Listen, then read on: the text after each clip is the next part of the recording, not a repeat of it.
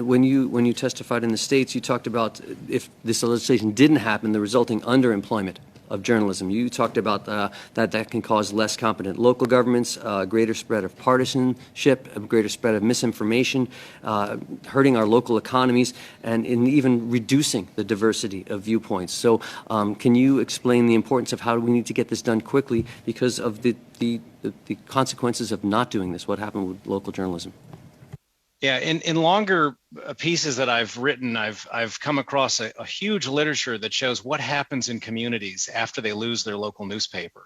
And you've hit on all the things. I mean, employment is the obvious one, but even beyond that, what local newspapers are doing are keeping the community together and binding them, and they create wonders for democracy. There's a whole host of social ills that occur when a town loses its local newspaper. I mean, everything should be done to try to breathe life back into local newspapers.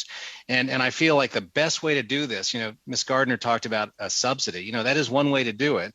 But to me, if you find the culprit, if you find the person who's sucking out the value, right, and taking it off the backs of the newspapers, it just makes sense that they ought to write a check back for the value that they're appropriating. Why involve taxpayers, right, in what is clearly an appropriation of value from one big buyer, right, away from a small supplier? It doesn't make sense to bring taxpayers into that equation.